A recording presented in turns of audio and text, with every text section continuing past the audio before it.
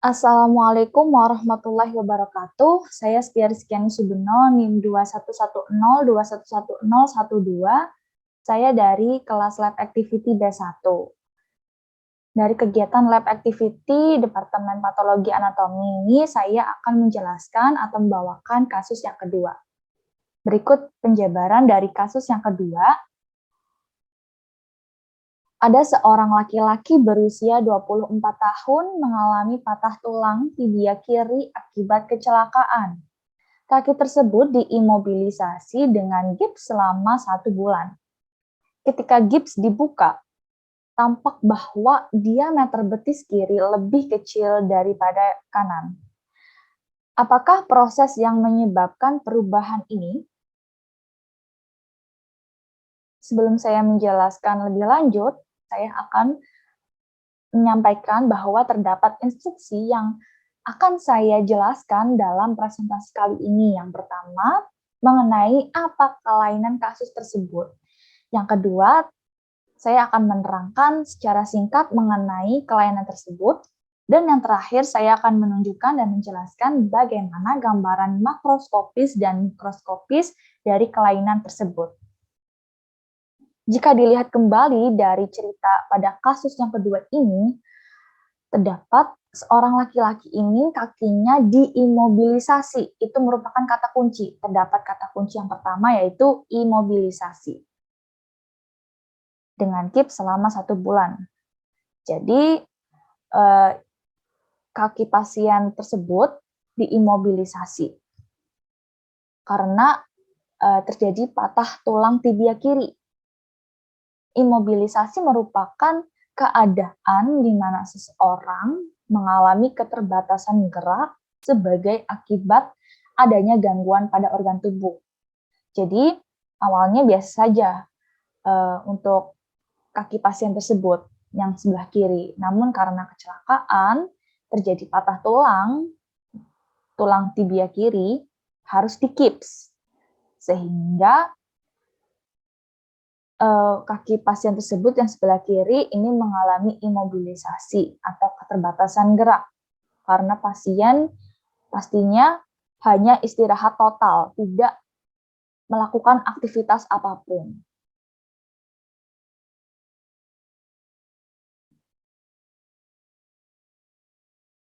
Nah, diimobilisasi ini selama 1 bulan, di mana waktunya ini cukup lama, sehingga terjadi perubahan fisiologis yang dapat menyebabkan gangguan adaptasi pada bagian muskuloskeletal.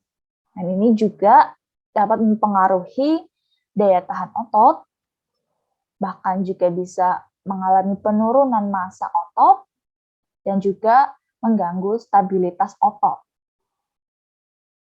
Lalu kata kunci yang kedua, itu tampak diameter betis kiri lebih kecil daripada kanan. Nah, jadi ini sebenarnya pada otot betis di pasien ini itu mengalami adaptasi sel karena terdapat stresor. Nah, adaptasi selnya berupa pengurangan ukuran organ. Betis kiri diameternya lebih kecil dari kanan. Jadi ada pengurangan ukuran.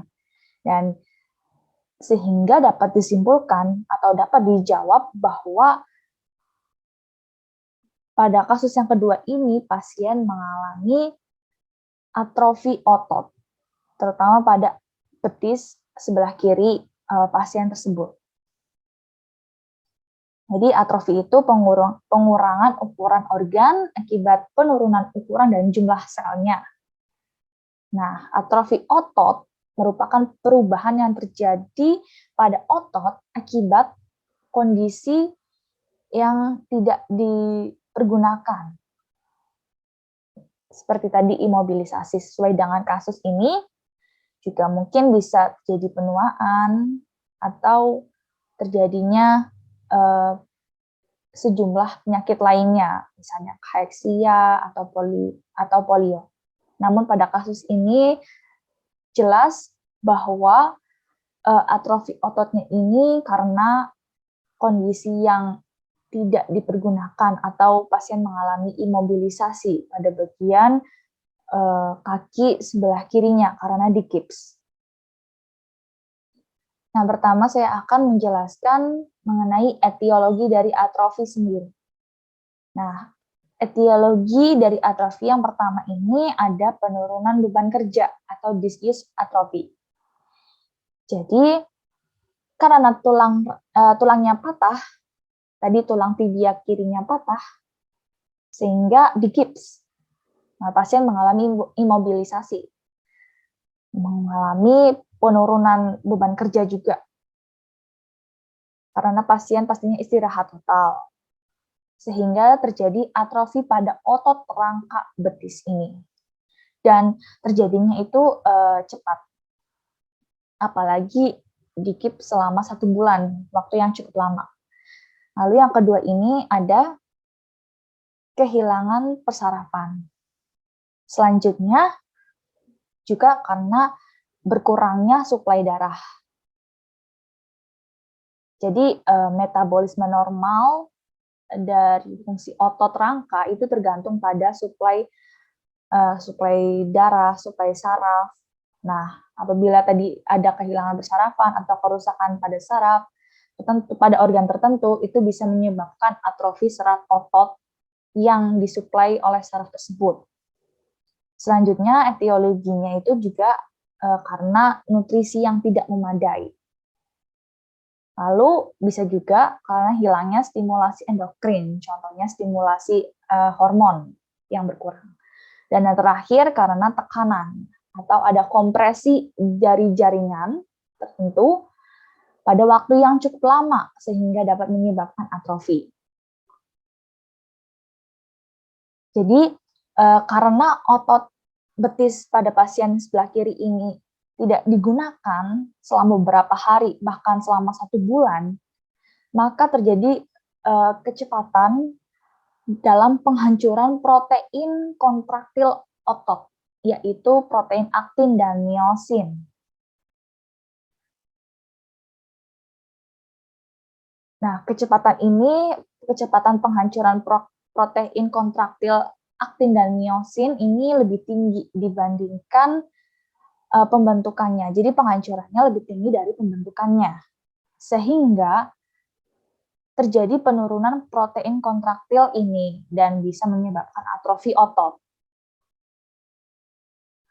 Atrofi otot itu sering terjadi pada anggota gerak yang diletakkan dalam pembungkus gips atau dilakukan gips seperti pada kasus ini. Sehingga dapat mencegah terjadinya kontraksi otot. Serabut-serabut ototnya tidak berkontraksi dalam waktu yang cukup lama, sehingga perlahan akan mengecil atau atrofi ini. Lalu terjadi perubahan antara serabut otot dan jaringan fibrosa. Otot pada betis kiri pasien ini melemah, seperti itu. Dan ini ditandai dengan berkurangnya tadi protein pada sel otot, lalu diameter serabutnya juga berkurang, lalu berkurangnya produksi kekuatan, ketahanan otot tadi, karena otot tersebut mengalami kelemahan.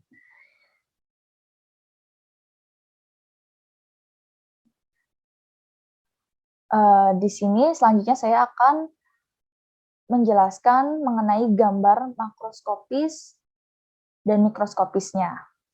Nah, sebelum itu saya sedikit memberitahu bahwa tadi atrofi otot itu pastinya faktornya yang mempengaruhi itu ada usia, malnutrisi juga, tadi kekurangan nutrisi, lalu ada genetik mungkin, dan juga ada masalah persarafan atau kondisi kesehatan tertentu yang terganggu, mungkin bisa sedang terjadinya artritis atau miositis atau polio, itu bisa menyebabkan atrofi otot. Namun pada kasus ini kembali lagi tadi karena etiologinya jelas karena ada imobilisasi atau bisa dinamakan disuse atrofi.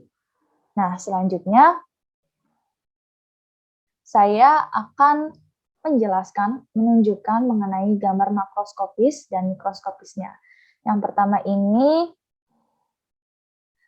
gambar makroskopisnya. Jadi bisa dilihat terlebih dahulu yang kanan ini penampakan dari kaki pasien ya, kira-kira seperti ini. Contohnya mengalami atrofi, diameter betis yang sebelah kiri ini lebih kecil daripada diameter betis yang sebelah kanan. Nah, lalu pada gambar makroskopisnya ini saya ambil dari sumber yang sudah saya cantumkan ini di bawah ini. Ini merupakan otot gastrocnemius. Jadi otot pada betis. Nah, ini pada normalnya. Karena tadi di gips mengalami imobilisasi dan mengalami atrofi otot, jadi ukurannya semakin kecil. Nah, ini menurut jurnal yang saya ambil ini, yang saya cantumkan ini, pada yang sebelah kanan itu otot mengecil setelah sekitar 4 minggu, seperti itu. Nah, lalu untuk gambar mikroskopisnya,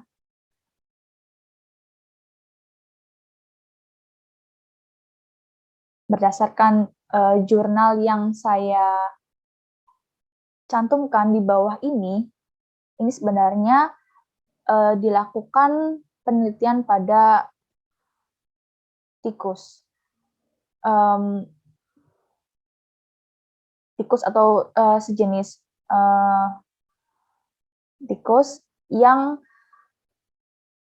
dapat dilihat secara mikroskopis pada otot betis hewan tersebut. Jadi saat dilakukan penelitian itu mengalami atrofi otot. Nah, kira-kira ini gambarnya seperti ini. Untuk ukuran selnya menjadi semakin berkurang atau menjadi semakin kecil. Seperti itu. Dari kasus ini, di mana atrofi otot, mungkin bisa dilakukan suatu aktivitas fisik setelah di-gips, setelah kondisi semuanya normal, mungkin bisa pasien tersebut melakukan aktivitas fisik, melakukan peningkatan nutrisi yang baik. Jadi jangan sampai kehilangan nutrisi lagi dan berusaha untuk melakukan kegiatan fisik untuk mencegah imobilitas yang atau mencegah atrofi otot yang berlebihan. Sekian presentasi dari saya. Berikut referensi yang saya gunakan sebagai bahan pertimbangan dalam membuat presentasi kali ini. Mohon maaf apabila terjadi kekurangan. Sekian, terima kasih. Wassalamualaikum warahmatullahi wabarakatuh.